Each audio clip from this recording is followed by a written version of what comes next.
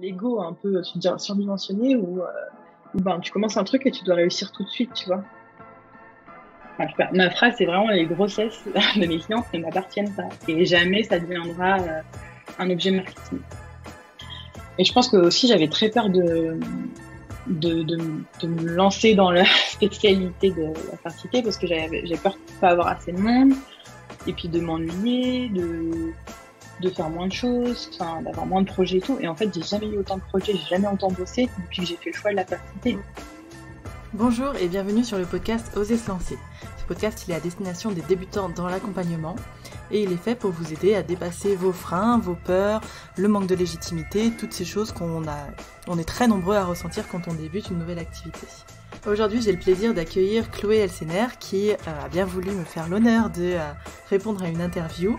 On va parler de plein de choses, notamment de sa spécificité sur la fertilité. Donc Chloé, elle est hypno, elle est formatrice et elle accompagne sur la fertilité. Et on va parler aussi de son développement d'activité, de comment elle a changé les choses pour elle, de comment elle a fait augmenter sa clientèle, de son point de vue sur l'entrepreneuriat, etc., etc. Je vous souhaite à tous une bonne écoute. Alors bonjour Chloé, merci d'avoir bien accepté de venir sur le podcast Oser se lancer. Et bienvenue déjà. Salut, merci de m'avoir proposé ça, c'est hyper chouette, je suis très reconnaissante d'être là. Ouais, on se connaît depuis un petit moment, on s'était rencontrés vraiment à l'atelier de JP, je crois, à la formation. Ouais, c'est ça, on se suivait peut-être un peu de loin avant, mais ouais, c'est ça, il y a plus d'un an. Et t'étais venue faire une super masterclass dans le programme. Et du coup, je me suis dit que ça pourrait être super intéressant de t'avoir en podcast. Je sais qu'on avait déjà enregistré un avec Elsa, il me semble. Oui, c'est ça. Accompagnante. Très bon podcast. D'ailleurs, je vous le recommande, si vous ne le connaissez pas. Et là, on va parler de plein de choses, de ton parcours, du côté peut-être plus entrepreneuriat, parce que comme je disais, je crois qu'on n'a pas fait le tour de l'hypnose parce qu'on fera jamais le tour. Mais quand on parle de technique, il y a déjà beaucoup de choses sur le podcast. Il y a des gens qui font ça bien mieux que moi, la technique pure de l'hypnose. Bah, bien mieux que moi aussi, donc ça tombe bien. Eh bah, nickel. Bah, écoute, Chloé, en quelques mots, qu'est-ce que tu aurais envie de nous dire de toi pour te présenter? Bon, je m'appelle Chloé Elsener, j'ai 32 ans et je suis accompagnante en hypnose, on va dire, depuis, je sais jamais, 5 ans, je pense, à peu près. Avant, j'étais infirmière. Et puis, je me suis reconvertie donc, il y a 5 ans. J'ai fait une formation d'hypnose. J'ai commencé à faire du hypnose générale, un peu comme tout le monde. Enfin, il y a des gens qui sont spécialisés avant en quelque chose en s'installant, mais en général, on fait du général. Et puis ensuite, au fur et à mesure, j'ai commencé à me spécialiser en périnatalité. Ça arrivait à peu près, un peu cliché, hein, mais ça arrivait à peu près au moment où ou en tout cas, j'étais en projet bébé et puis où je suis devenue maman d'une petite fille. Et puis, en fait, est venue à moi la spécialisation de la fertilité, l'accompagnement des problématiques de fertilité. Ça fait bien 2 ans, un peu plus de 2 ans. Et puis, c'est devenu un peu un sujet qui me passionne dans tous ces aspects, comprendre le corps, comment il fonctionne, qu'est-ce qui fait que ça marche, ce que ça marche pas d'un point de vue physiologique, et puis ce que l'hypnose peut apporter dans cet accompagnement-là. On en parlera peut-être un peu plus après, mais ou pas, mais en tout cas, ça m'a vraiment passionnée. Et puis, j'ai décidé il y a un an de créer ma formation hypnose et fertilité parce que je pense que sur le sujet de la fertilité, des parcours d'infertilité, c'est important d'avoir des connaissances déjà physiologiques, de savoir de quoi on parle, de pas être à côté de la plaque parce que les personnes que l'on reçoit, elles ont besoin d'avoir en face des personnes qui tiennent la route.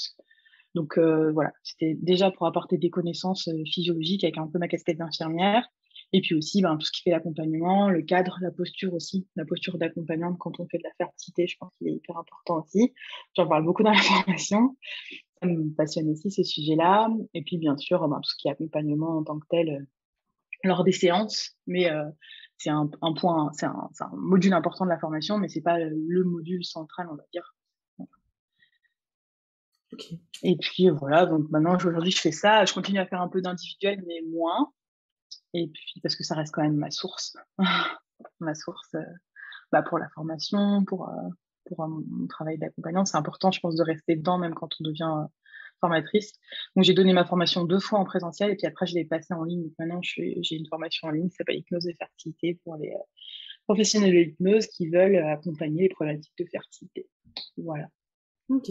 Donc, tu t'es reconvertie il y a 5 ans. Qu'est-ce qui fait que le boulot d'infirmière, à un moment, t'as dit là, ça va? Ça a été vite parce que j'ai été diplômée en 2012. J'ai travaillé beaucoup un peu de l'autre côté de la. Là, je travaille en fertilité et avant, je travaillais en fin de vie. J'accompagnais beaucoup de fins de vie quand j'étais infirmière. Donc, ça, c'était vraiment des années hyper chouettes. Mais à un moment donné, j'ai senti que j'avais pris ce que j'avais à apprendre à cet endroit-là. Bon, c'est quand même voilà, on sait aujourd'hui, on en parle beaucoup. Le métier de soignante, c'est quand même un boulot qui est très, très difficile. Enfin, après, honnêtement, moi, ça fait qui je suis. Hein. C'est-à-dire, à 18 ans, quand tu as 18 ans et que tu accompagnes des personnes qui sont en train de mourir, enfin, ça te forme. T'as pas trop le choix. Quoi. C'est ce que j'écrivais l'autre jour, je sais plus où, ça m'a propulsée dans la vie d'adulte. Quoi. Avant, j'étais un peu une gamine, quoi. Une gamine, ouais, après, bon, j'avais des valeurs, mais disons que j'avais jamais eu vraiment de grosses rencontres comme ça dans ma vie. Et puis un jour, je suis devenue infirmière et je suis devenue adulte.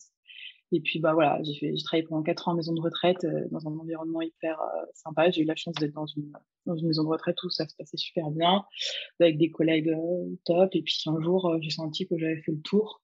J'avais compris les choses, j'avais acquis plein de choses. Je sentais que de toute façon, que ça allait pas être une finalité dès le départ, l'école, enfin, le métier d'infirmière, je le savais, je savais pas trop où j'allais aller.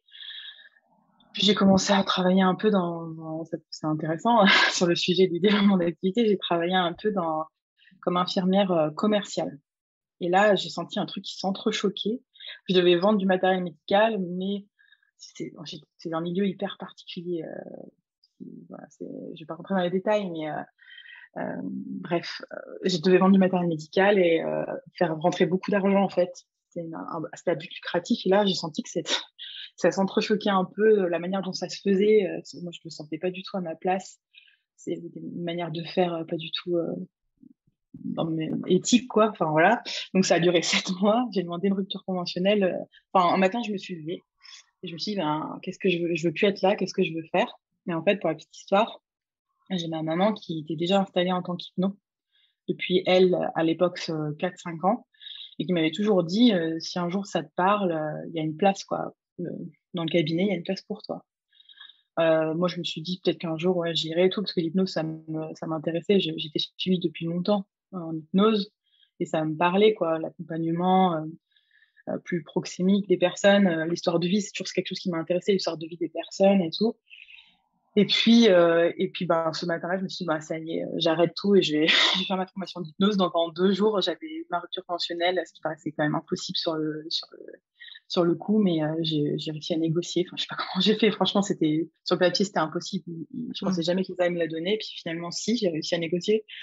J'ai bien négocié. Et puis je me suis inscrite à l'école d'hypnose, à l'Arche. Et, et puis, 3 mois après, j'y étais, quoi. Ah, c'est fou. Donc, ça s'est fait un peu du jour au lendemain, mais j'ai senti qu'il fallait que j'arrête là, quoi. Ouais, t'as vraiment planté le truc en mode là, c'est bon, terminé. Ouais. Ça allait trop loin, je pense. Ouais. C'est vraiment des choses. Enfin, ça m'a mis dans des situations. Alors, j'ai pas fait des choses graves, pas du tout, mais ça m'a mis dans des situations dans lesquelles j'étais très mal, quoi. Enfin, Ouais, tu t'y retrouvais bref. pas en termes de valeur, Non, pas du tout, du tout. plein C'est pas glorieux, quoi. Donc, finalement, voilà, du jour au lendemain, je me suis lancée, puis j'ai bien fait. Ouais, ouais. Là, c'est intéressant parce que moi, là, par exemple, j'ai pas mal d'infirmières dans mes stagiaires qui, Mhm. alors surtout libérales, mais qui ont une espèce de perte de sens complète du boulot et comme tu disais tout à l'heure, qui devient de plus en plus difficile, non reconnu, pas payé à sa juste valeur, loin de là, Mhm. et qui cherchent Ça, une espèce de nouvel élan quoi dans leur vie pro. ouais. J'ai eu la chance de travailler dans un milieu, là, mon poste, qui était honnêtement, enfin, avant, hein, mon avant-dernier poste, quand j'étais en maison de retraite, où justement, on avait le temps, on avait les moyens, c'était un endroit où il y avait des moyens, du temps, c'était pas un truc à but lucratif, parce que dans les milieux de soins, les trucs à but lucratif, c'est un peu touchy, mais bon, c'est encore un autre sujet, mais voilà. En gros, il y avait pas d'investisseur derrière, quoi. Donc, faut savoir que derrière, je le mets là, hein, peut-être que je sais pas si je le laisserai, mais il faut savoir que derrière les maisons de retraite, il y a souvent des investisseurs.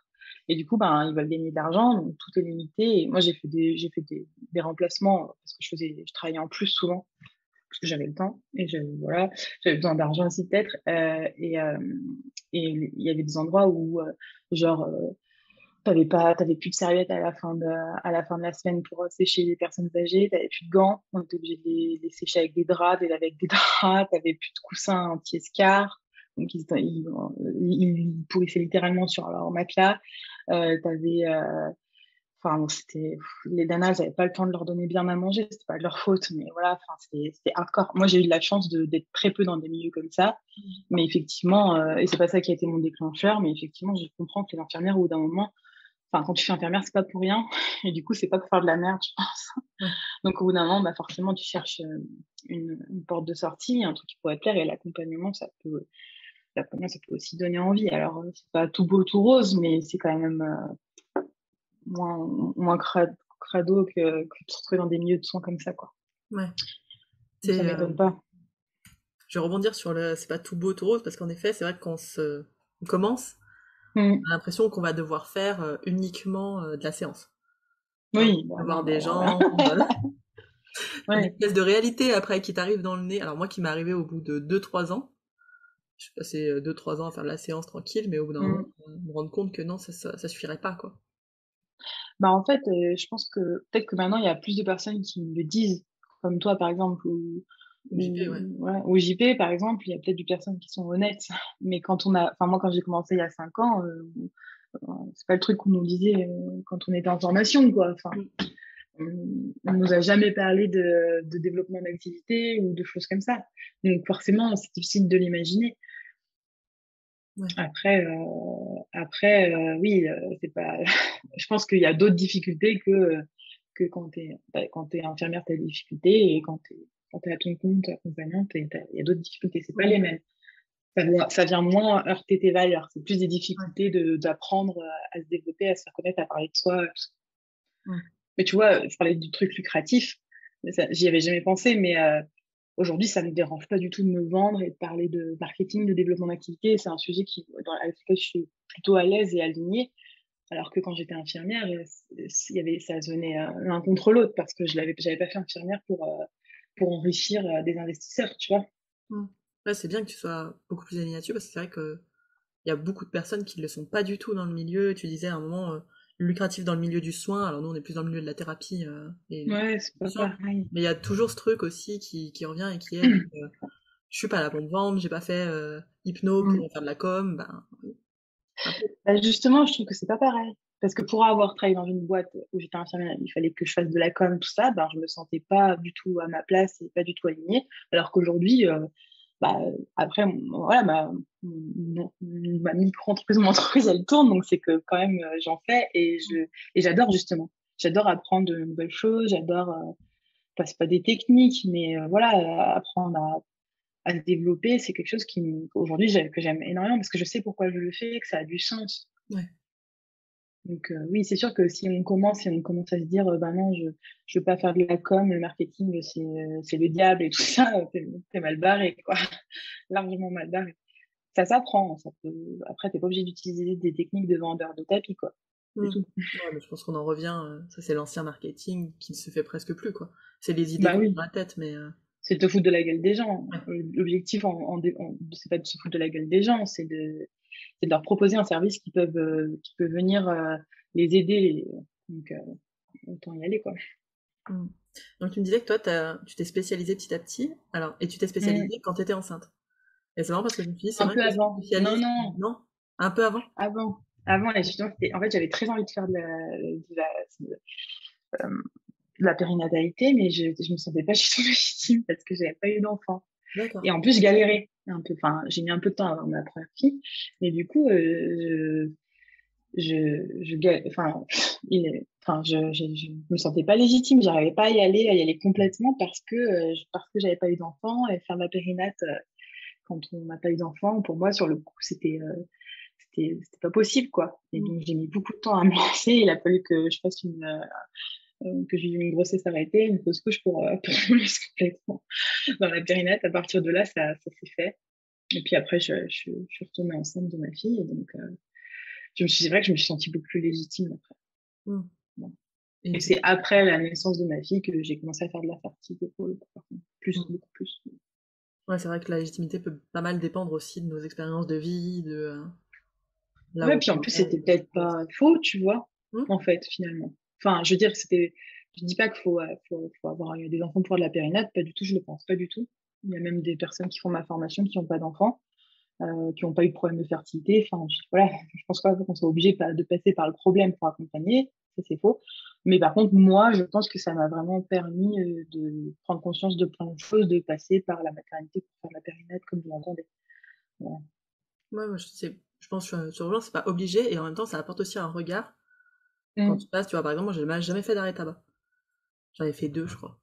Et parce que j'ai jamais Mm. fumé, en fait, je comprends pas le concept.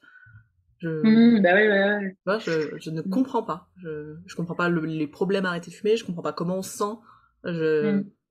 je pourrais écouter plein de gens, mais j'ai jamais vécu, donc il y a un truc que j'arrive pas à Mm. toucher du doigt. C'est pareil pour le périnat, tu vois. Ou pour Oui, l'accompagnement d'enfants. Pense complètement dans la l'accompagnement chimie. d'enfants. Ah, j'en faisais bien avant. C'était, ouais, mais peut-être que j'avais l'habitude aussi d'être avec des enfants, je sais pas.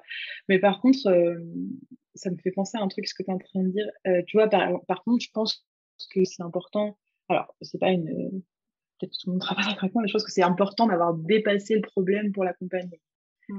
Ça, c'est un truc, moi, aujourd'hui, avec les problématiques de fertilité, je trouve que soit de l'avoir dépassé, ça veut dire qu'il faut être enceinte, mais ça veut dire qu'il faut avoir eu des enfants, mais c'est bien, ou d'être très très bien accompagné, je pense. Bon, après, c'est un sujet un peu touchy, mais, il y a des personnes qui, dans ma formation, elles sont en parcours PMA, donc elles ont un regard vraiment très précis sur ce que c'est le parcours PMA, c'est top. Mm. Mais par contre, celles qui sont, la plupart, elles sont hyper à l'aise parce que je pense qu'elles sont accompagnées, parce qu'elles sont, voilà. C'est- Ça, c'est mon regard sur les choses, surtout sur ces Ouais. sujets-là, où si t'as le nez dedans tout le temps, déjà la PMS, c'est un sacré truc. Donc, Ouais, puis ça pourrait faire écho très très vite dans la séance bah ouais, et que tu perdes complètement, tu disais, toute la posture et le cadre ouais, ouais. d'accompagnement que tu dois avoir. Après, je me souviens, après ma fausse couche, par exemple, quand j'ai repris, j'ai eu genre 4 appels de nanas enceintes qui avaient le même terme que moi. Donc je me suis dit, qu'est-ce que je fais? Bon, je les prends, mais par contre, je me suis fait suivre de très près, quoi. Ouais. En, en, Supervision. en supervision. Voilà. Mm. Et du coup, ça m'a aidé dans un autre sens, mais c'est pas parce qu'on est dans le problème qu'on peut l'accompagner. Et je pense qu'il faut prendre des précautions, mais c'est surtout pour soi aussi, Mm. en tant qu'accompagnant, être en sécurité, quoi. Donc tu parlais du cadre, de la posture qui est différent pour toi. On va dans tous les sens, hein, désolé, mais je rebondis sur tout moi. Je suis vraiment- Ouais, tu disais le cadre posture qui est différent, toi, dans la fertilité, dans l'accompagnement de la fertilité. Tu dirais qu'il Alors, je pense pas qu'il est différent, mais ouais, je non, pense qu'il est qu'il y a important. des choses à faire attention. Enfin, par exemple, quand je vois sur les groupes Facebook d'hypnose des échanges parfois sur ces sujets-là, il y a des choses qui me heurtent et qui, je pense, peuvent heurter les personnes qu'on accompagne. Je pense qu'on peut très vite c'est un sujet sur lequel on peut très vite faire des raccourcis, Mhm. des relations de cause à effet. La nana, elle n'arrive pas à tomber enceinte parce que elle a trop de choses dans sa vie. Enfin, je dis des choses comme ça, ce qui me viennent, tu vois.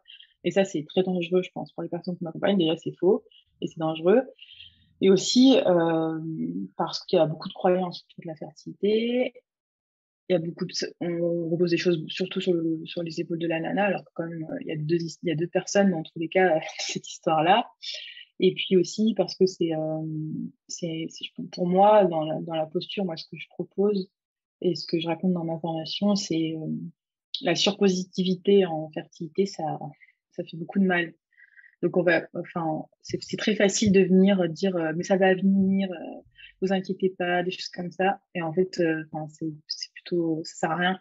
Nous, ça nous met à l'aise parce que ben, on dit qu'on est positif avec la personne, mais la personne en face, ben, elle est tellement vulnérable parce que attendre un enfant depuis des années, ça rend très vulnérable. Du coup, elle va venir se raccrocher à tous les petits trucs positifs euh, sur lesquels elle peut s'accrocher. Et en fait, je pense pas que c'est ce dont elle a besoin à ce moment-là. Enfin, là, je vais dans des trucs assez précis, mais en termes de posture, je pense que c'est important de réfléchir à sa posture, de savoir pourquoi on veut aussi retrouver la fertilité, qu'est-ce qu'on veut apporter. Et voilà. Moi, je suis vachement pour. Il y a un gros module dans ma formation sur justement la posture et le cadre, et c'est un des modules qui est le plus apprécié d'ailleurs, de réflexion sur soi. C'est ce que je voulais apporter dans cette formation, et je pense que de toute façon, dans n'importe quelle spécialité, c'est hyper important de venir creuser cette histoire de posture, de cadre, de connaître ses limites aussi en tant qu'accompagnant, parce que voilà. Et puis, je pars aussi dans tous les sens, mais il y a une grosse attente aussi dans la fertilité. C'est-à-dire qu'on reçoit des personnes qui sont vulnérables et qui sont dans une attente très forte. Et l'hypnose, qu'on le veuille ou non, il y a toujours cette image de la baguette magique, du truc rapide. Donc, si nous, derrière, on vend des résultats de grossesse, en mettant des messages sur nos réseaux sociaux, j'ai cette personne qui envoie un message pour me dire qu'elle est enceinte et je le partage, ou des choses comme ça, on vend un résultat facile, et on vend des grossesses, quoi. Alors qu'en fait, honnêtement, moi, je ne pense pas que l'hypnose soit une machine à bébé, quoi. Ça vient J'avais jamais pensé à accompagner. ça. Au fait, que quand Il tu y a une partages un grosse message attente. comme ça, en fait, tu es en train de partager une réussite et donc tu es en train de faire une Ah ouais, promesse. non, moi, c'est un peu un combat. Ah ouais, J'avoue, mais ça c'est ouf. m'exaspère, en fait. Je me dis, c'est dommage pour l'accompagnant, et c'est dommage pour le client, parce que tu es en train de vendre. Voilà, tu mets un message d'un arrêt tabac. Bon, ok, c'est un arrêt tabac. Et encore maintenant, avec toute la réflexion que j'ai eue, je me demande si je le fais. Mais moi, tu vois sur mes réseaux sociaux des messages de grossesse. Bon, là, j'ai un peu moins de clientes cet été, mais quand je suis avec plein de clientes, si tu veux, des messages de grossesse, j'en ai tous les jours. Mais sur mes réseaux, tu ne les verras jamais. Peut-être un petit peu au tout début, je l'ai fait, mais je me suis sentie très vite mal. Déjà parce que la grossesse, elle ne m'appartient pas. Déjà, la personne, elle tombe enceinte, c'est pas bon. Déjà, elle l'a même pas dit à sa famille que je vais afficher ça sur les réseaux sociaux, quoi. Bon, il y a pas de nom et tout, je sais. Mais tu vois, cette grossesse, elle ne m'appartient pas. C'est pas ma réussite. C'est sa réussite à eux, au couple, à la femme seule, s'ils sont seuls, enfin bref. Et, et déjà, et voilà. Et ensuite, qu'est-ce que ça met dans ma vitrine? Bon, c'est-à-dire que dans ma vitrine, j'affiche des femmes enceintes. Donc, la nana derrière, qui est encore en PMA, qui attend depuis des années, elle, si elle vient me voir, ce qu'elle veut, c'est ça. Et si ça se passe pas en quelques séances, parce que l'hypnose, c'est censé être rapide et tout, ça marche pas. Donc moi, je sais que les nanas qui viennent me voir, elles viennent me voir parce qu'elles veulent être enceintes. Enfin, je suis pas débile. Sauf que cet objectif-là, je peux pas leur dire que ça va le faire. J'en sais rien. Je suis pas, voilà, je sais pas. Peut-être que je serai présente quand ça va le faire. Peut-être que ça sera des mois après. Peut-être que ça sera jamais. Et je n'en sais rien. Donc moi, ce que je leur propose, c'est de mettre cet objectif-là. Genre, je le parle, je le débunk tout de suite. J'en parle. Je le mets de côté. J'en parle. Je dis, on en parle. Je dis, je sais pourquoi vous êtes là. Enfin là, je le mets de côté. Et on trouve des objectifs parallèles, mais en lien et parallèle. Par exemple, il y en a qui ont besoin de gérer l'attente. Il y en a sentent, qui ont besoin d'aller travailler sur des choses. Moi, je travaille beaucoup en transgénérationnel. On sent qu'il y a beaucoup de transgénérationnel, mais ça ne veut pas dire que si la personne travaille ce problématique transgénérationnel, qu'elle va tomber enceinte. On n'en sait rien. Enfin, ma phrase, c'est vraiment: les grossesses de mes clientes ne m'appartiennent pas. Et jamais ça deviendra un objet marketing. Ouais. Oui, c'est vrai qu'on aurait tendance à vouloir peut-être afficher ça pour créer une L'ego, de d'autorité, et puis l'ego c'est qui ça. qui dit L'ego, ça fait. j'ai fait ça, moi je suis Dieu. Si tu veux, c'est ça, exactement, Si tu veux, quand tu reçois un message, même moi, encore aujourd'hui, hein, Ouais. moi je suis là, ouais, trop cool. Alors, et pareil, moi je peux pas être dans l'attente de ça. T'imagines la pression? Ah, mais quelle horreur. Enfin, C'est-à-dire que c'est des gens, tu vois. des femmes, j'imagine, qui ont déjà, enfin des femmes, des couples qui ont déjà la pression, une pression Oui, constante. Donc si en plus tu l'as avec ton hypno, oui. parce que l'objectif c'est ça, ça continue dans le Mm, même trip, quoi. mm. Et puis il y a plein d'autres choses à faire. Et oui, parfois il y a des trucs un peu magiques. Moi j'en ai vu des choses un peu magiques. Tu fais une séance de folie en 3G, machin et tout, une semaine après, la nana est enceinte. Enfin, tu vois, il y a des trucs comme ça. Ouais, mais en soi, tu sais pas ce qui Et est en j'en sais cours. rien. Enfin, je veux dire, je sais pas, c'est pas ma séance, tu vois. C'est genre tout ce qu'elle a fait avant aussi. Enfin, puis c'est elle, enfin, et puis c'est eux. Enfin, voilà. Donc moi, c'est vraiment l'hypnose. Du coup, ça minimise un peu l'impact de l'hypnose, peut-être, mais je m'en fous en fait. Ça vient vraiment comme un support. Et ça, je trouve que c'est vachement plus honnête que de vendre, de la recette magique pour des Mm. grossesses, quoi. Puis je pense que c'est faux. Puis il y a rien qui le prouve. Il y a quelques études d'hypnose en fertilité, mais c'est des études très isolées. Il n'y a pas de consensus médical, loin de là. je pense qu'à partir du moment où on met en avant des études, c'est intéressant de savoir prendre du recul dessus. C'est pas une petite étude en Inde qui montre que l'hypnose, Bien sûr. ça aide les femmes à tomber enceintes. Bien sûr. Et puis, Puis, c'est la même chose. Dans l'hypnose, qu'est-ce qui aide? Est-ce que c'est le rapport avec la personne? Est-ce que c'est parce que la personne a décidé de s'occuper d'elle? Tu vois? ouais, c'est ça. Est-ce que c'est l'hypnose en tant que telle? Est-ce que c'est un C'est truc ça. que t'as dit avant, après dans la Mhm. séance? Est-ce que c'est l'effet placebo? J'en sais rien. L'effet C'est très bien, placebo. c'est l'effet placebo. Tu vois. Enfin, voilà, donc je me sens beaucoup plus à l'aise depuis que justement ma posture, ça c'est vraiment une question de posture, elle est très claire sur je ne promettrai jamais de grossesse et je ne vendrai jamais de grossesse. Voilà. Hyper Puis en intéressant. plus, on a qu'une personne en face de nous. Hein. Pour faire un bébé, il y a besoin, Ouais. alors il n'y a pas besoin d'un homme, mais il y a deux petits trucs. En Et- sperme, ovule, un spermatozoïde ouais. et du coup, on a quand même qu'une personne en face. Ça t'arrive de recevoir des couples ou Du coup, des couples qui plutôt que de la séance alors, t'arrives de non, recevoir c'est vraiment un choix. Ça m'est Ok. déjà arrivé de temps en temps, je fais une petite séance à deux, mais quand il y a vraiment besoin, je renvoie plutôt par des thérapeutes de couple parce que moi, je me sens pas, je suis pas formée en thérapie de couple, donc je me sens pas hyper légitime et à l'aise là-dedans, puis c'est pas forcément quelque chose que j'ai envie de faire. Voilà, donc ça m'arrive de temps en temps de faire voilà de faire ça, mais c'est pas ce qui me botte le plus quoi. Mais par contre, c'est hyper intéressant pour le couple en parcours de fertilité de travailler à deux, moi chacun de son côté. Mm. Je prends pas non plus les deux personnes chacun d'un côté. Je l'ai fait, je me suis retrouvée dans des situations un peu délicates où il y a un main qui me dit un truc sur l'autre et je m'en sortais pas et j'arrivais pas à prendre du recul et donc ça je l'ai plus fait. Donc voilà, j'ai soit l'un soit l'autre, c'est très clair, c'est chacun son espace et maintenant avec la formation, j'ai plein d'autres thérapeutes super à recommander si les deux veulent aller bosser quoi. Ah, c'est super, t'as pu faire une petite sorte d'annuaire alors. Mais ouais, je l'ai pas encore totalement établi, c'est un peu c'est un des À projets là de l'avenir. la rentrée. Il y en a un qui est déjà fait. Bon, après, moi, je renvoie en fonction de. Ouais, J'ai 60 personnes en tête, là, 70 c'est chouette. de formés. Donc ça Et va, j'arrive à gérer un peu la carte de France encore. c'est intéressant, tu sais, moi, en psycho, on nous disait jamais on prend les gens de la même famille, trop proches et tout. C'était un cadre, bah, psycho après, c'est un cadre très proche. Ouais. Je m'étais dit, oui, je comprends le concept, en effet. Et puis après, en coaching, on m'a dit, PNL coaching, on m'a dit la même chose. Et en hypnose, on m'a dit, freestyle. Si t'arrives à gérer Ouais. les gens de la même famille, tu peux. Et en effet, j'avais testé des gens, au final, j'avais eu la tante, la maman, le fils, la sœur, enfin, je suis restée 4 de la même famille, tu vois. Et à un moment, ça s'était mélangé dans ma tête.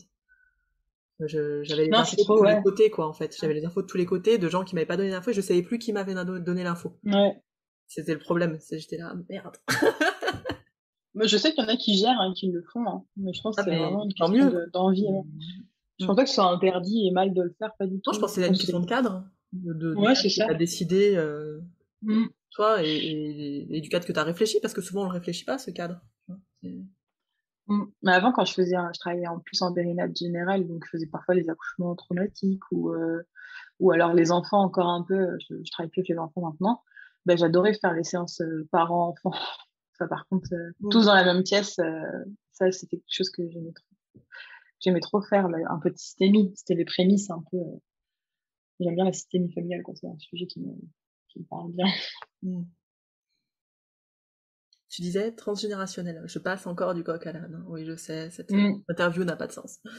Mais il y a trop de trucs intéressants pour moi, tu vois, entre le cadre, la posture. Et là, transgénérationnel, j'ai entendu, puisque j'ai regardé la fameuse série Netflix actuelle sur les cheveux. Oui, j'ai pas encore regardé. À la bonne ambiance. Donc, bah, forcément, moi, dès le départ, je me suis dit, la merde. Avec mon côté un peu trop pied à terre. Et après, c'est des choses que... moi, ça fait longtemps que j'ai envie de faire une constellation familiale. Enfin, Ah non, moi, c'est dans mes objectifs je aussi perso. rêve de faire ça cette année. Avec on s'est dit, mais on est chaud, on fait ça. Et la série nous a encore plus remis l'envie d'en faire. Quand Ah, ça, c'est j'ai fou. dit c'est de la merde, je me suis dit, bah non, mais j'ai vraiment envie de tester, ça a l'air dingue. En plus, Laurence, elle en fait, je me suis dit, putain, faut que j'aille, j'aime confiance, nickel. Et moi, ma peur, entre alors, tu verras la série, j'ai pas vu la fin encore, mais visible, il s'emballe un peu des fois sur le message. Bon, passer comme quoi ça peut guérir des trucs, des cancers, des trucs comme ça. Mais visiblement, la fin remet quand même les pendules à l'heure. Pas la fin. Et des fois, moi, je me dis, mais est-ce que c'est pas un peu compliqué avec des gens, par exemple, très passifs, hein. Alors, c'est très contextualisé, ce que je vais te dire. Mais par exemple, quelqu'un qui vient en hypnose, donc qui vient déjà avec un peu l'idée de la facilité, qui est assez passif, victime et tout, d'arriver sur du transgénérationnel et de lui dire, bah, c'est pas toi, en fait. En gros, c'est tes ancêtres. Et de la maintenir dans cette idée-là. Est-ce que tu vois ce que je veux dire? C'est hyper précis comme question. Ouais, Mais mais très c'est orienté. intéressant. Parce que c'est vrai que dans le transgénérationnel, on pourrait penser qu'il y a un truc de déculpabilisation. Enfin, on se déculpabilise. Mais bon, après, je pense que c'est important en tant que thérapeute, justement, d'avoir du recul sur la manière de fonctionner des personnes qu'on a en face de nous et de savoir ce qui peut les servir ou les desservir.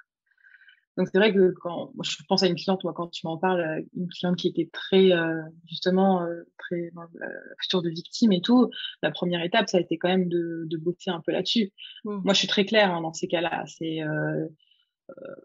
J'ai la sensation que vous fonctionnez comme ça, je la mets face un peu à son fonctionnement et je lui dis que pour bosser, c'est compliqué quand même. Enfin, c'est important de reprendre ses responsabilités, les rênes, et voilà, c'est même plus simple d'ailleurs. Et en quelques temps, ça s'est fait. Et après, on a pu justement aller creuser dans le transgénérationnel parce qu'il y avait des dossiers. Et ça s'est super bien passé. Et voilà, enfin voilà. Mais je pense que ouais, c'est important d'avoir effectivement un recul et de pas foncer là-dedans Hmm. de pied devant parce que c'est la solution à tout. Je pense pas du tout que ça soit la solution à tout. Et puis c'est pas parce qu'il y a des choses qu'on comprend en transgénérationnel que ça va forcément changer. Tu Mhm. vois. De comprendre, ça aide, je pense. En revanche, après, pour moi, ça reste quand même si j'y crois très fort, ça reste des histoires qu'on se raconte. Ouais. On n'en sait rien. Souvent, on tombe sur des trucs où on sait même pas si c'est la réalité ou pas. Enfin, mais le transgénérationnel, c'est quand même une piste qui est toujours très intéressante à creuser quand les personnes en face, elles ont quand même tout fait, entre guillemets. Ouais. Les gens qui sont C'est allés vrai voir plein de que, thérapeutes, des choses comme ça. ouais, Ouais. oui, et le problème reste toujours le même et on sent que les personnes, quand même, elles ont envie de s'en sortir et que, voilà, je trouve quand même c'est une piste à creuser et moi, quand je travaille en transgénérationnel et qu'on y va vraiment, ça me fait penser à une séance en particulier là, mais c'est vrai que c'est assez fou. Après, ça veut pas dire que ça va changer pour autant. Ça veut pas Mhm. enfin, dans mon cas, ça veut pas dire que la personne, elle va tomber enceinte là maintenant. Mais par contre, il y a des choses qui prennent sens, des problématiques qui se résolvent, des cicatrices qui cicatrisent, justement. Voilà. Après, tu disais que tu es très terre à terre, mais le transgénérationnel, si on sort du truc New Age et tout, c'est quand même la grosse découverte scientifique des 20 dernières années, c'est l'épigénétique, tu vois. Ouais. L'épigénétique, Ça me parle beaucoup plus, tu vois. Je pense qu'en effet, bah oui, t'as mais c'est raison, ça le j'associe transgénérationnel. direct au New Age, espèce de truc Bah non, caché, tu t'es vois. pas obligé. Non. Tu restes du côté de l'épigénétique, tu as quand même énormément de choses à explorer. Aujourd'hui, on sait qu'on porte en épigénétique en gros les cicatrices sur le génome de nos parents, grands-parents. C'est même prouvé qu'on porte plus celles de nos grands-parents que de nos parents. Ok. Je savais pas du Voilà. tout. Et ça, moi, c'est un truc que je fais très attention en séance. C'est-à-dire que quand je questionne la lignée, je questionne vachement la lignée des grands-parents enfin, l'étage des grands-parents, parce que souvent, il y a des voilà. Après, je pense que enfin, le transgénérationnel, ça s'explique aujourd'hui, on a la chance que ça s'explique scientifiquement. C'est quelque chose qu'on connaît depuis longtemps. Ça vient pas d'aujourd'hui, le transgénérationnel, mais aujourd'hui qu'on peut expliquer scientifiquement, justement, pour les personnes qui en ont besoin. Ouais. Moi, j'en ai aussi un peu besoin, tu vois. Ça me rassure un peu de pouvoir me reposer là-dessus, même si parfois ça part dans le truc bien perchouille, mais ça, je me laisse porter. Puis voilà, après, je reviens sur des trucs plus concrets, quoi. Je me le note, d'aller plus chercher là-dedans, parce que Mm, c'est vrai que je pense que ça me fait écho, carrément. mm, Il y a mm. forcément des valises. En psycho, on Tu nous faisait peux lire lire. Aïe nos aïeux, là, Aïe mes aïeux, je sais pas quoi. Il y a un autre livre qui est encore mieux, si tu veux un truc un peu plus concret, c'est... attends, je crois que je le retrouve. Parce que j'ai pas ma tablette, mais... remarquez, e-book. Il est très bien, un peu plus concret sur ce sujet-là. Euh, La révolution épigénétique. Ok. Et justement, le titre, c'est votre mode de vie compte plus que votre hérédité. En gros, ça veut dire, ils expliquent, bon, il y a l'hérédité et tout, mais ils expliquent aussi aujourd'hui que justement, c'est pas définitif. C'est pas parce que dans ton génome, tu as des cicatrices là-dessus que que tu peux pas changer les choses. Donc c'est très médical et concret, hein. Après, le livre, c'est très bien. Bon, on est moins dans des trucs transgénérationnels, on est loin de l'hypnose et tout, mais déjà, ça peut donner des réponses un peu plus concrètes. Je crois que c'est Comment intéressant ça des fois de s'éloigner de l'hypnose. Alors Ouais, autant ouais. c'est très intéressant de pousser l'outil pour en comprendre un peu la substance, etc. Et pas rester sur du blabla. Mais autant c'est hyper intéressant de sortir de l'hypnose et de se dire ok, mais y a beaucoup de choses qui tournent autour de ça. Tu vois, quand Mm. tu fais de transgénérationnel, de s'intéresser à l'épigénétique, je trouve ça génial. Bah, moi, ce qui m'a rendu meilleure enfin, je trouve, hein, aujourd'hui, parce que je pense que c'est un sujet que je maîtrise, la fertilité, ce qui m'a rendu meilleure dans ce sujet-là, c'est d'aller justement chercher ailleurs que dans l'hypnose. C'est d'aller dans des bouquins de physio, c'est d'aller essayer de comprendre comment ça fonctionnait, ce que c'était le parcours PMA, qu'est-ce que vivaient les femmes en parcours PMA, lire des récits, échanger. Puis mes clientes aussi, j'ai beaucoup de femmes, donc des clientes, mais qui me racontent leur parcours. C'est ça qui m'a rendu meilleure qui m'a fait monter en compétences. C'est pas ouais, c'est vraiment d'aller chercher ailleurs, quoi. Est-ce que t'as fait toi, genre plein de formations en Pas hypnose, du tout, technique, du pas tout? du tout, pas du tout. Donc tu n'es J'ai pas dans fait, ces ultra formatés, enfin non, comme moi qui ont non, enchaîné. non. J'ai fait une formation en hypnose de base. Ouais.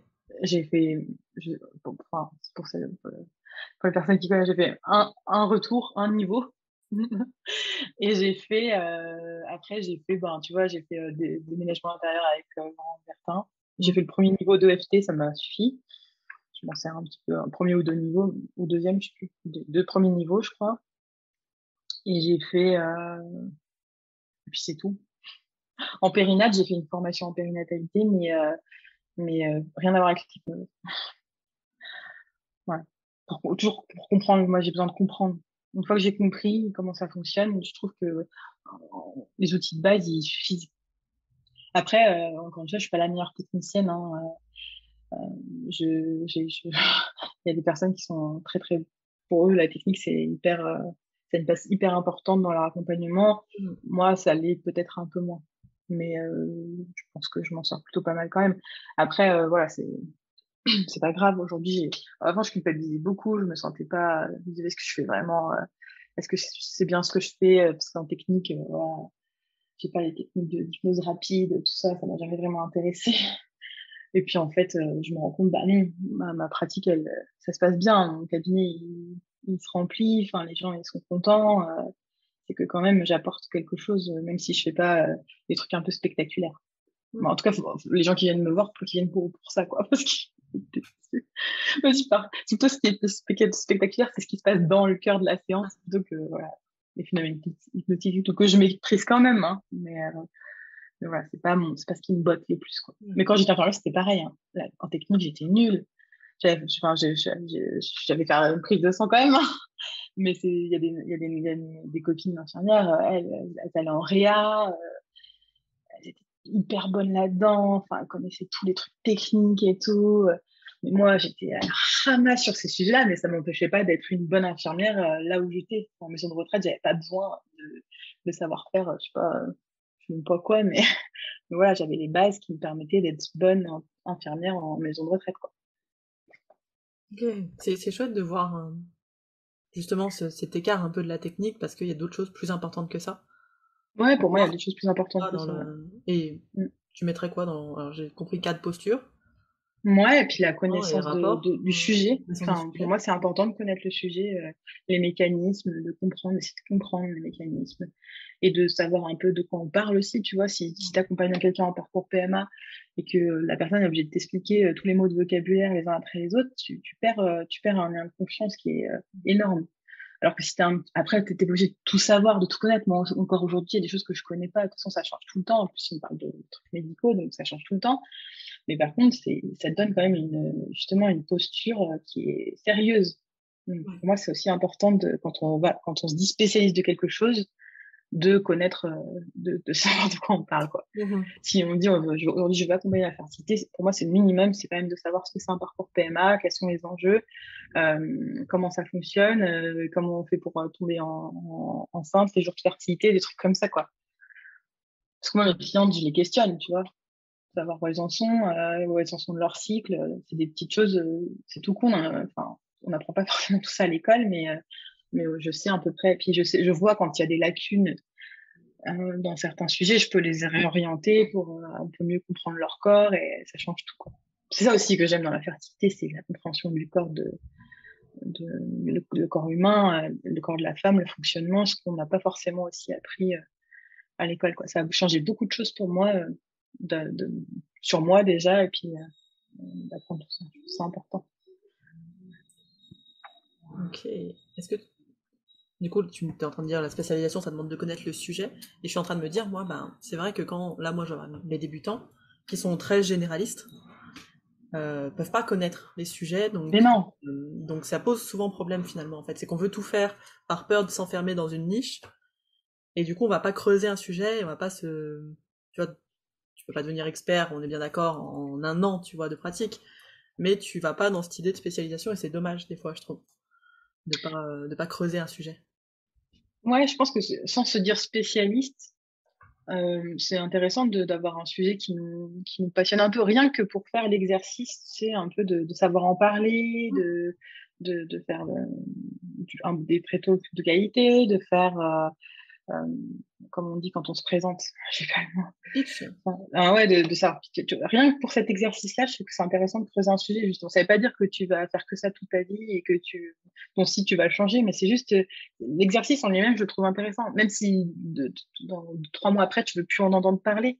Mais au moins, tu as fait l'exercice de creuser un sujet. Tu sais, c'est un peu le mécanisme mental, quoi.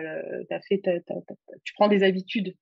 Et le jour où tu trouves peut-être le sujet, t'es prêt ou t'es pas obligé non plus, hein, mais si un jour tu trouves un sujet qui te passionne, bah, tes mécanismes, ils sont prêts. Et tu sais ce qu'il faut faire. Tu sais, aujourd'hui, moi, je veux changer de spécialité. J'ai un autre truc qui me vient, ce qui serait possible un jour, j'en sais rien. Mm. Bah, je sais pas, mécaniquement, je sais comment faire parce que j'ai creusé déjà un sujet en entier, quoi.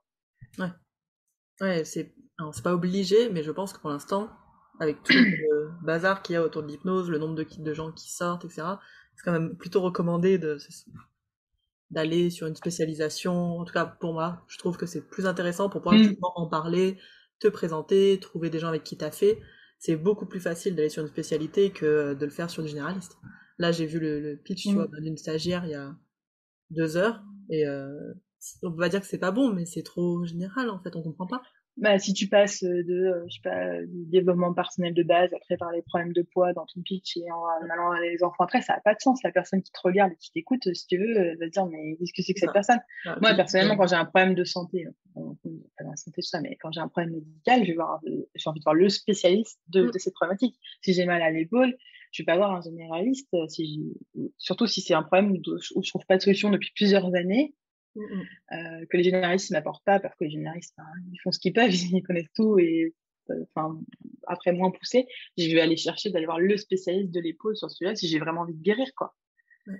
Donc c'est un peu ça aussi ce que ça apporte d'être bien au moins spécifique, d'avoir des spécificités, quoi. Pas une spécialité. Et puis on peut au début moi je mettais en avant l'hypersensibilité, l'accompagnement des la fertilité, l'accompagnement des accouchements traumatiques. Donc j'avais on peut choisir même 3 spécificités si on a envie, là, pas qu'une en particulier, quoi. Et je pense que aussi j'avais très peur de me lancer dans la spécialité de la fertilité parce que j'avais peur de pas avoir assez de monde et puis de m'ennuyer, de faire moins de choses, enfin, d'avoir moins de projets et tout. Et en fait, j'ai jamais eu autant de projets, j'ai jamais autant bossé depuis que j'ai fait le choix de la fertilité. Mm. Enfin, tu m'as vu au moment Oui, où j'ai fait le choix, j'ai vu la toi. différence. Tu m'as vu le jour où j'ai fait le choix de Oui. faire que de la fertilité. Mais mon activité, elle a explosé depuis, si tu Bah, veux. c'est On n'est rigolo parce plus que du tout au même niveau, quoi, hein. t'avais eu des tests de l'univers après de gens qui t'appelaient pour des trucs qui avaient rien à voir. Mais oui, Et où tout tu à devais fait. Et dire puis en non. plus, Non. oui, oui. Et bon, après, j'avais déjà 80% de fertilité, donc là, il était temps. Ça m'appelait quand même depuis longtemps, mais j'avais du mal à sauter le pas, hein. C'est difficile de dire à un moment, on a peur de Ouais, ne pas en vivre, en fait, tout simplement. Alors qu'en fait, quand tu ouais, c'est ça. t'adresses à 100 personnes, mais qui t'écoutent, versus 10 000 qui t'écoutent pas, ça n'a rien à voir. Non, c'est hallucinant. Enfin, c'est moi, ouais. J'ai eu des opportunités de fou. Enfin, Mon cabinet, c'est pas désempli et depuis que, voilà, franchement, j'ai vraiment, vraiment beaucoup diminué pour la rentrée. Mais là, cette année, j'ai jamais autant bossé de ma vie, quoi. C'est même trop. Entre la formation, les séances et tout, voilà. Il fallait que je fasse du tri, que je délègue. Mais j'ai passé à un autre niveau depuis que j'ai fait le choix de la spécialité. Alors après, par contre, attention, je pense pas que ce soit intéressant d'aller à tout prix quand on débute chercher une spécialité. Moi, ça m'est venu 4-5 ans après, quoi. Hein. C'est important de tester. Mais en choisissant, je pense, justement Des spécificités. Des spécificités, ouais. Ouais, je pense que c'est Quelque chose qui vous parle. Un truc qui parle, de peut-être en mettre deux, Bah ouais. ou d'en tester une à fond et de se dire, bon, alors oui, non, j'apprends Ouais, c'est ça. là-dessus et de voir si on est capable de tenir aussi sur la durée là-dessus. Parce que changer aussi toutes les 2 minutes, c'est pas possible, quoi. Tu peux pas te dire, allez, je commence sur le poids, j'arrête dans 2 mois parce que ça marche pas assez et je passe sur tabac, tu vois. Bah non, oui, c'est ça aussi, c'est qu'il faut y aller à fond, quoi. Ouais, c'est ça. T'es obligé de tester sur un peu plus longtemps, le temps de te faire du réseau, Oui, et puis le temps de faire des séances. Parce que, encore une fois, quand on dit spécialiste de quelque chose, il faut l'être vraiment. Donc ça demande du travail quand même, hein. Ça demande un nombre de séances, un gros nombre de séances, ça demande du travail à côté en développement, en communication. Enfin,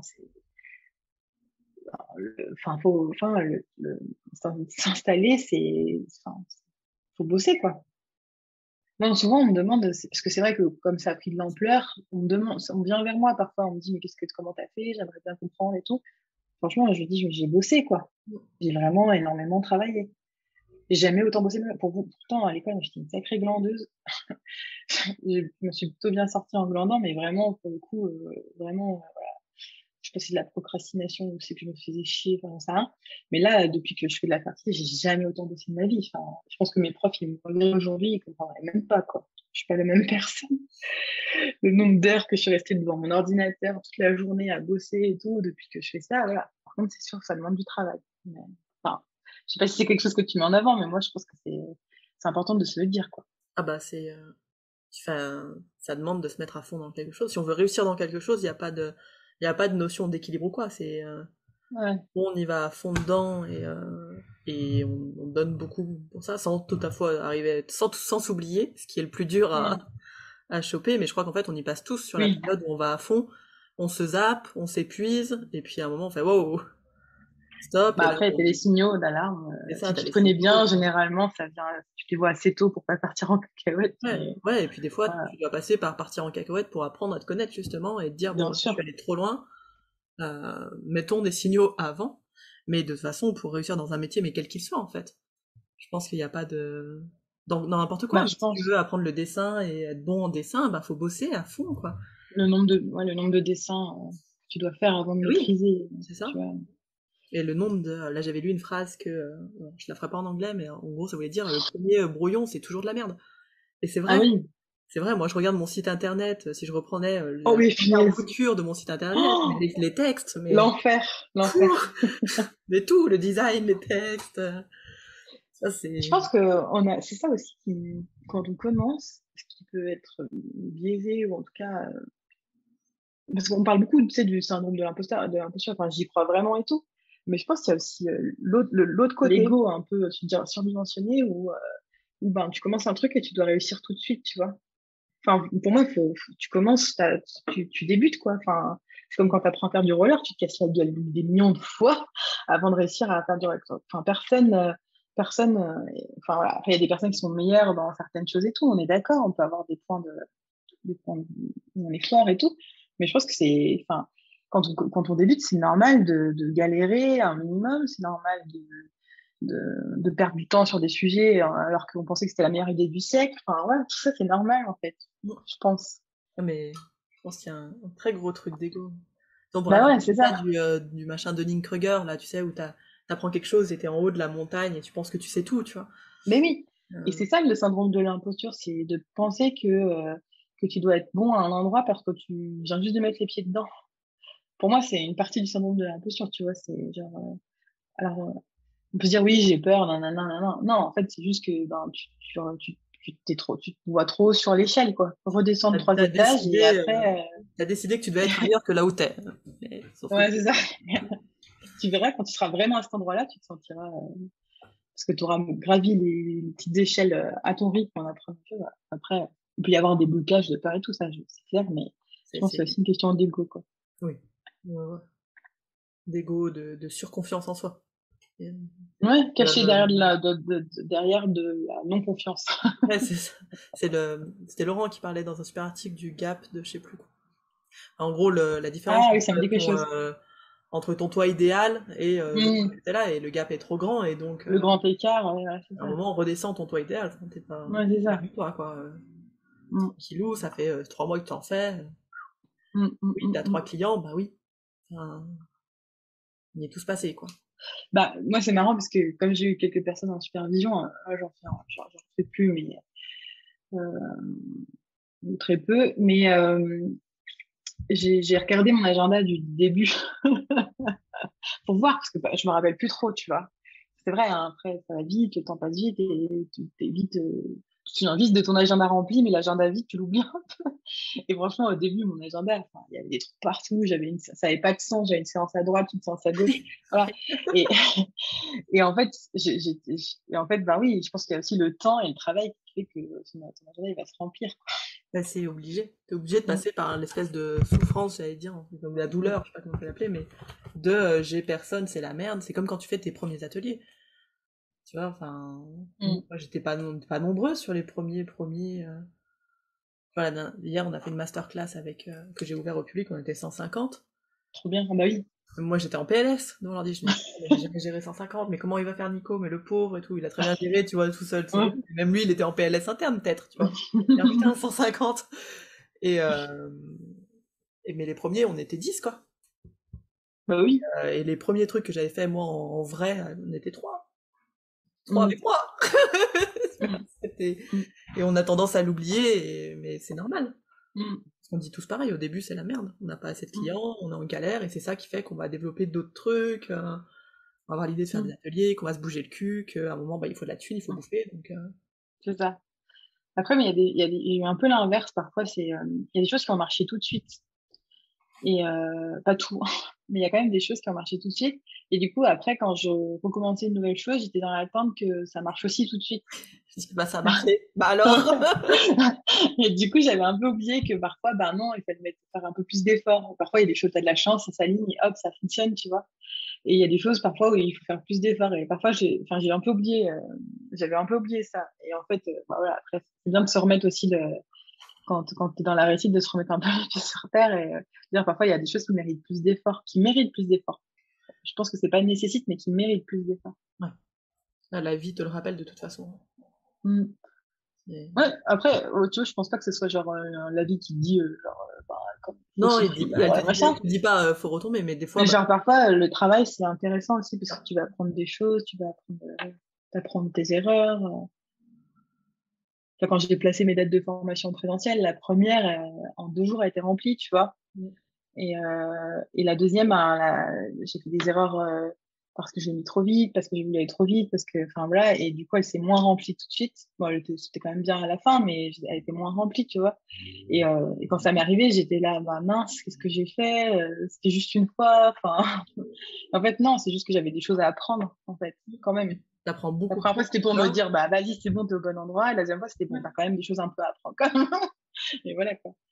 Puis t'apprends beaucoup plus là que sur la première fois où ça s'est rempli toute seule. Oui, c'était juste, T'apprends oui, que oui, c'est bah, il y a des clairement. timings, que il y a des façons de communiquer qui marchent, d'autres moins bien. Ouais, ouais, c'est ça, Quoi qu'il exactement. arrive, on apprend plus par l'erreur Que d'aller dans les en villes se à personne, c'est confirmant, pas tu vois. forcément une bonne idée. Par exemple. Non, non, mais je rigole. C'était quand j'étais allée à Strasbourg, mais c'était génial. Moi, j'ai trop aimé la formation de Strasbourg. Justement, il y avait moins de monde, et c'était trop, trop, trop, trop bien. Mais non, mais voilà, après, c'est ça aussi. Les gens, ils aiment bien aller à Paris, quoi. Ou en ligne, maintenant, en ligne, ça va, quoi. C'est vrai que le en ligne, ça s'est bien Ah, développé. c'est pratique, hein. Ouais. Moi, la première, hein. Maintenant que j'habite dans un trou paumé, je suis contente, hein. On parlait justement là un peu là je vais appeler ça l'échec, mais ta relation à l'échec, toi, que ce soit en séance ou dans ce que tu fais en termes plus entrepreneurial, comment est-ce que ça a évolué déjà depuis 5 ans? Mm. Ça va peut-être paraître un peu gnangnan, mais j'ai pas l'impression. Enfin, après, c'est parce que justement, là, j'ai pas la bonne définition de l'échec, mais j'ai pas eu l'impression d'échouer. fait des erreurs, mais des erreurs qui m'ont permis, c'était comme une marche supplémentaire qui me permettait de monter un peu plus haut, tu vois. Ok. Tu définis comment, toi, l'échec? Bah, moi, l'échec, au départ, maintenant, je pense que c'est Ouais. ce que je viens de décrire, mais au départ, c'était genre, tu te trompes et tu fais machine arrière, tu vois. D'accord. Ok. Ouais, C'est c'est pas le vite bon revenir chemin, en tu vois. arrière. Ouais. Alors qu'aujourd'hui, ben, il y a des fois où on peut considérer ça comme un échec et je pense que c'est justement, ça m'a permis de dire, bon, bah, alors non, ça, je fais le tri, ça, c'est OK. Bon, finalement, c'est peut-être pas le bon moment et je fais d'autres choix, je me fais accompagner parce que j'ai besoin d'aide, je Mhm. délègue. Des grosses décisions de mon année 2022, ça a été Ah, le téléphone qui sonne. une des grosses décisions de mon année 2022, ça a été de déléguer, tu vois. Et c'est des échecs, entre guillemets, qui m'ont permis de prendre cette décision-là. Et en fait, c'est la meilleure décision de mon année, quoi. J'ai une assistante, enfin, c'est plus mon deuxième cerveau qu'une assistante, mais, euh, mais voilà, et ça, c'est justement des échecs, entre guillemets, qui m'ont Mm. fait dire, bah, faut que tu fasses des choix, faut que tu fasses du tri, réfléchis un peu, quoi. C'est un peu genre pour moi, l'échec, c'est un peu genre des petits claques dans la figure qui te disent, attends, réveille-toi, regarde là, t'es dans ton truc, ça va pas le faire. C'est un peu ça pour moi. Les petits échecs, c'est ce qu'ils viennent te dire. Après, parfois, des échecs un peu plus difficiles, c'est des grosses tares dans la gueule, mais ça arrive et on se relève et puis voilà quoi. Ouais. Ça veut pas dire que t'es au mauvais endroit, mais ça veut dire qu'il faut que tu prennes un peu de recul. Ok, que t'as un truc à Beaucoup de recul regarder parfois. à ce moment-là, quoi. À cet endroit-là. Ouais, bah ouais. Un échec pour moi, c'est l'image si tu te casses la gueule. Mm. Donc si tu t'es cassé la gueule, c'est que ben soit tes chaussures elles sont trop petites, je pense à ma fille, soit soit il y avait un truc sur ton chemin que t'as pas vu et que si t'avais mieux regardé, peut-être que tu l'aurais vu, tu vois. Donc tu vas te dire bah là, les fois d'après, j'ai peut-être mieux regardé. Et si j'ai pu, moi ça m'est arrivé au moment où je faisais trop de choses là en mai-juin et des petits trucs, hein, des petits échecs quoi, mais il y en avait trop les uns après les autres, c'était pas habituel et du coup je me suis dit non mais là faut que je prenne du recul quoi, ça va pas et en fait parce que je faisais trop de choses en même temps et du coup je faisais pas les choses bien, pas à fond, mon service client enfin l'expérience client devenait pourrie parce que j'avais plus le temps pour rien et tout voilà, j'ai choisi de déléguer, de prendre moins de monde et puis voilà. Là, ça demande de faire des choix aussi et des fois d'abandonner certaines choses. Ah bah oui, bah c'est ça. Mm. Quand j'ai commencé à faire de la fertilité, enfin quand j'ai fait que le choix de la fertilité là c'était en juin dernier, en juin 2021. J'ai abandonné beaucoup de choses.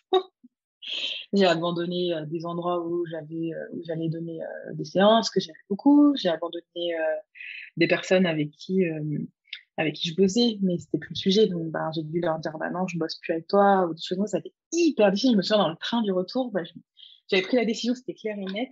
Je pense que c'était le lieu pour prendre la décision.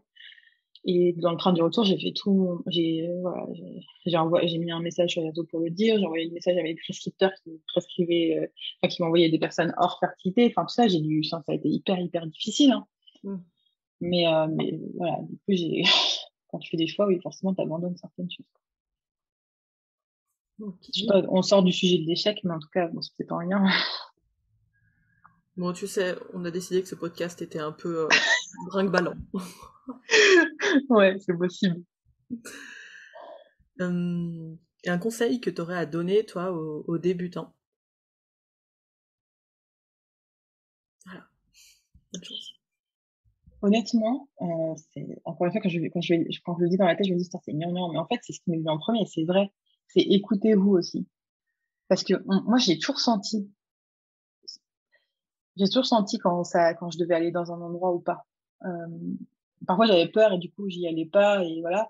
Mais franchement, s'écouter, je trouve ça aide beaucoup dans le développement de son activité et tout. C'est vrai que moi, je me suis quand même toujours écoutée. Et les choix que j'ai faits, c'était toujours en écoutant à l'intérieur de moi si ça faisait bon, allez, vas-y, go ou greu.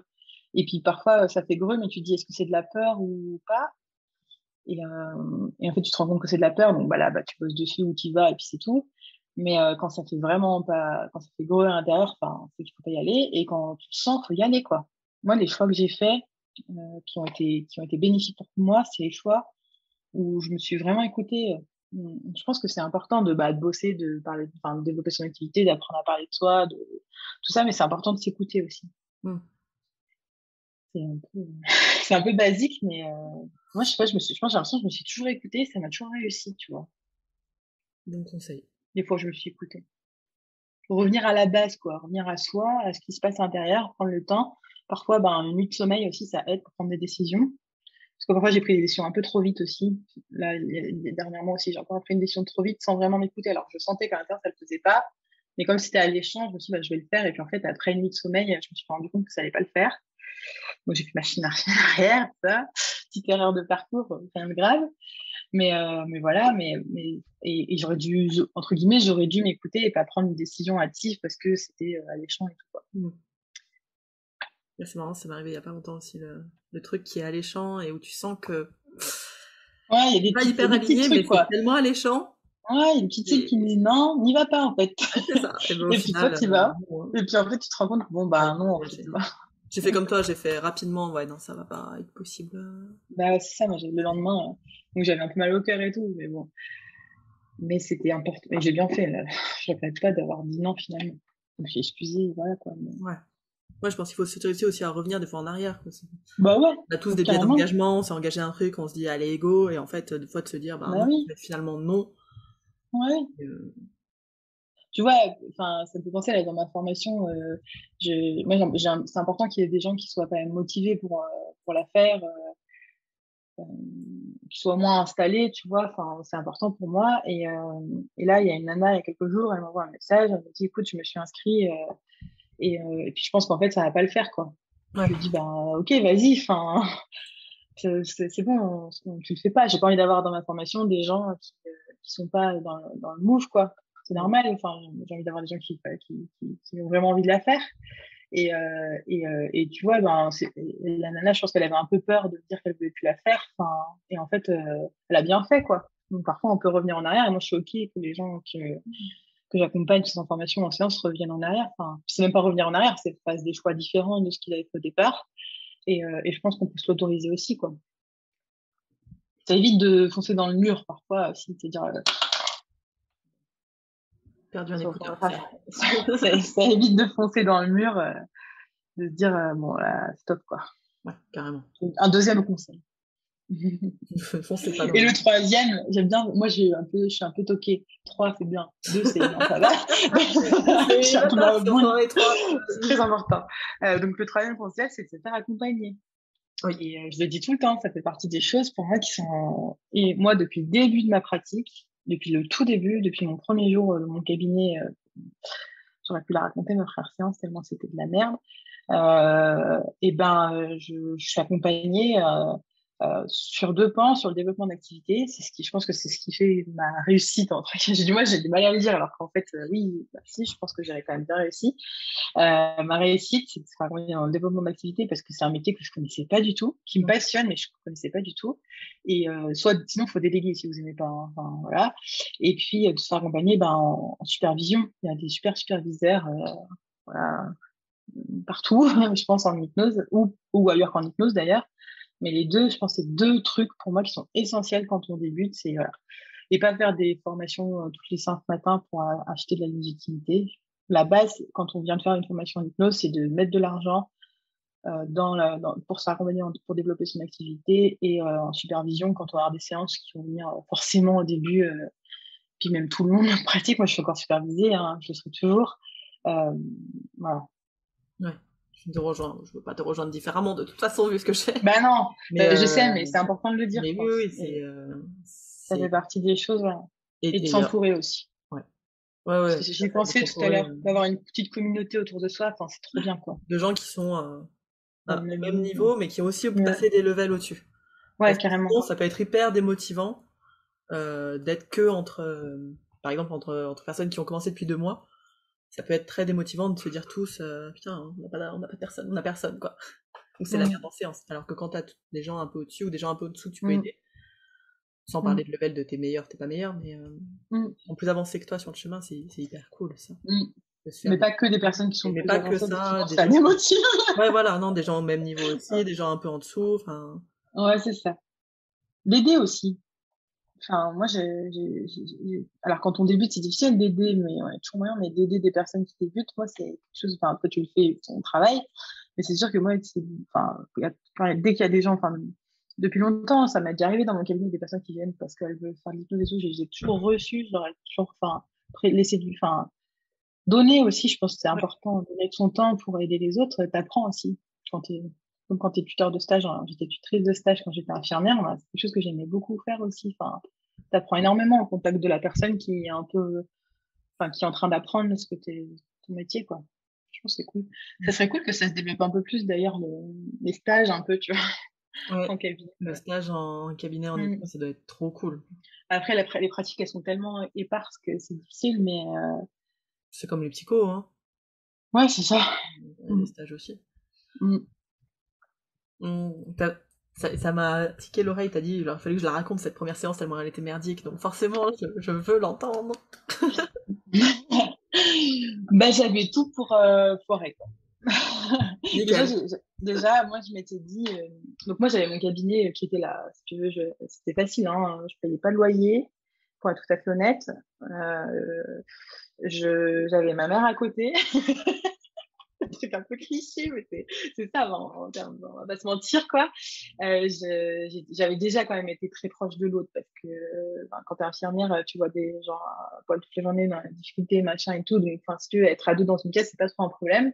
Donc, j'avais tout sur le papier, j'avais ma formation de que j'avais validée.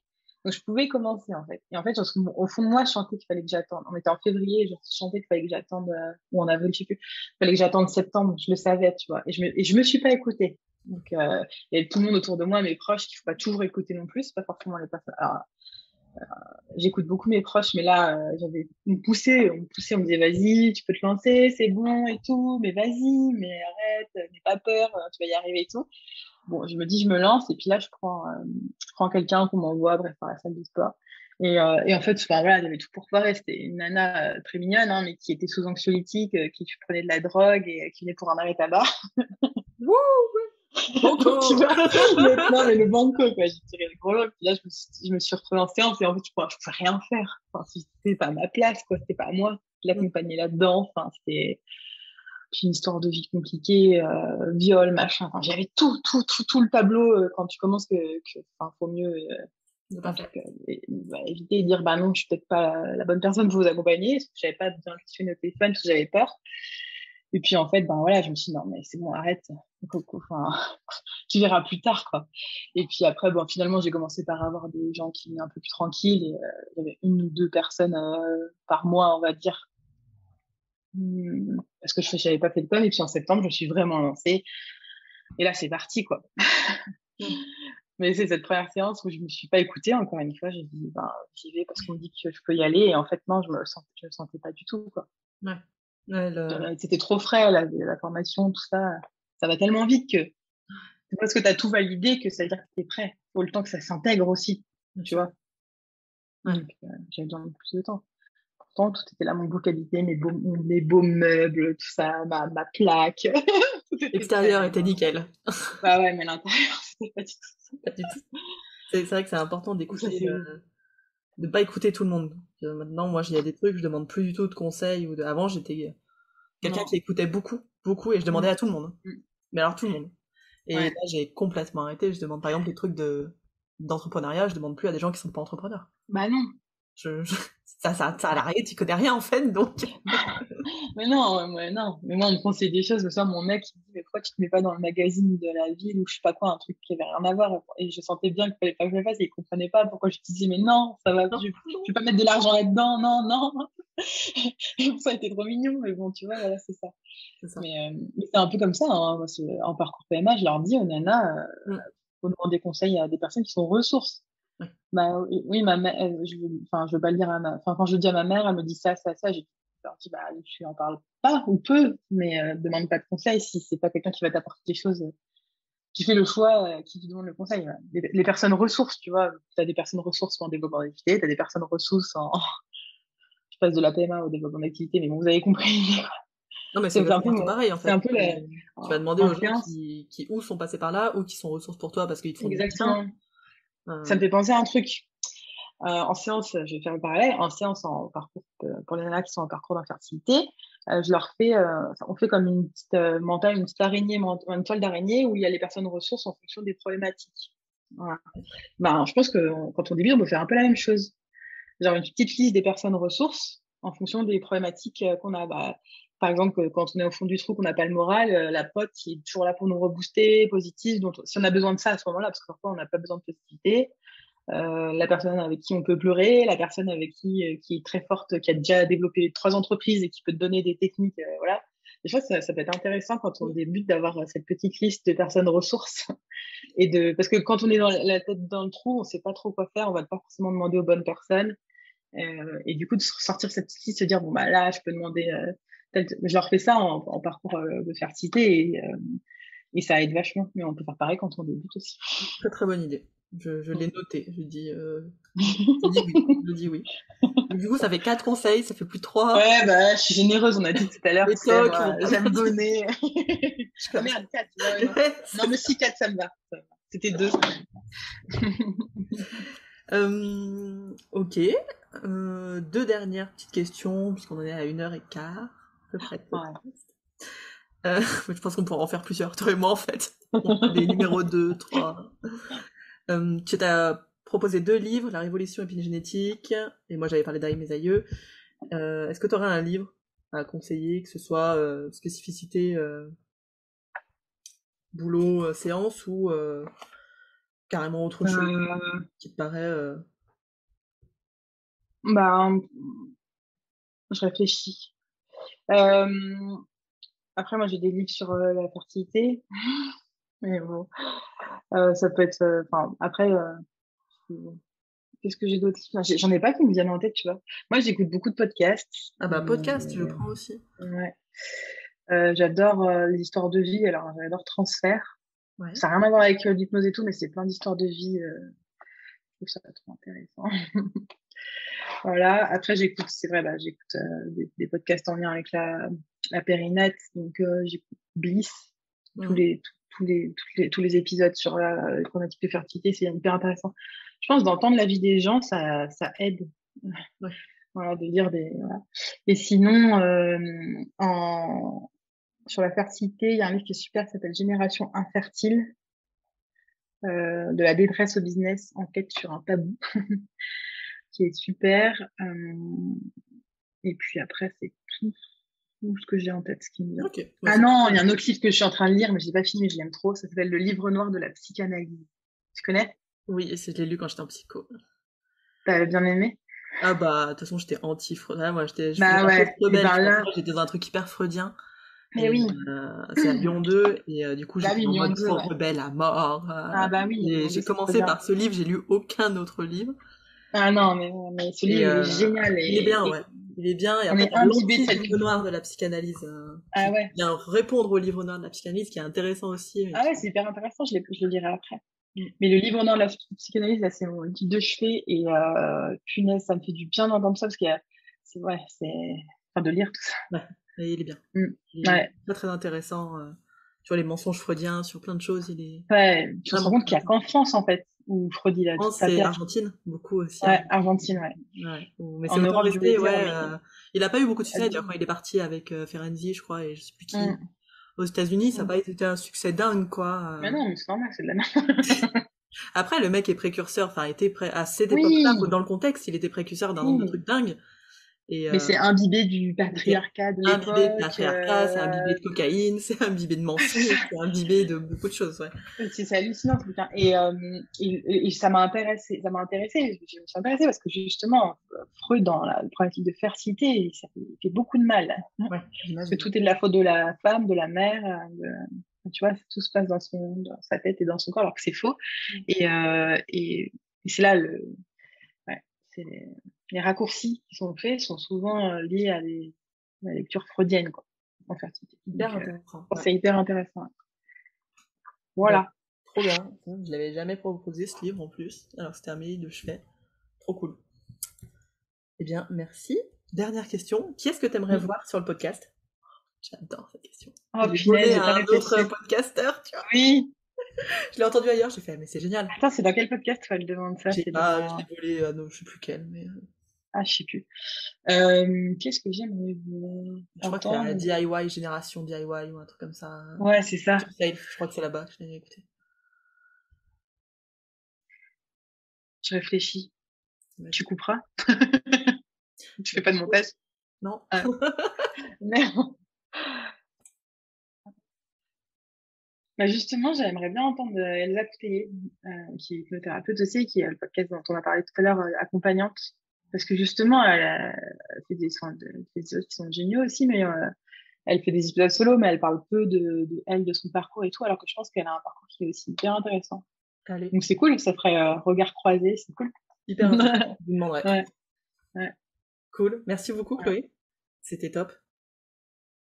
Ouais, c'était vraiment cool. C'était hyper intéressant. J'espère que c'est pas parti dans trop tous les sens. Si, c'est pas grave. C'est pas grave. Tu sais, moi j'ai intégré ça, c'est quand on donne du gratuit, c'est pas organisé, mais parce que c'est du gratuit. Ouais, tu gagnes, c'est dans les formations en fait, c'est payant. Ouais, et ouais, non, voilà. C'est un mot de la fin. Merci Chloé d'avoir bien voulu te prêter au jeu de l'interview, c'était vraiment top de discuter avec toi. Je vous rappelle que vous pouvez retrouver toutes les infos sur l'accompagnement Oser se lancer pour les débutants de 0 à 2 ans d'activité dans l'accompagnement. Vous pouvez retrouver ces infos donc sur oser-se-lancer.com, sur la page débutants en hypnose et puis sur l'Insta Oser se lancer. Si vous avez aimé ce podcast, n'hésitez pas à mettre un j'aime, des commentaires ou 5 étoiles sur Apple Podcast, ça aide à faire connaître le podcast. Merci beaucoup à tous pour votre écoute et je vous souhaite une très belle journée.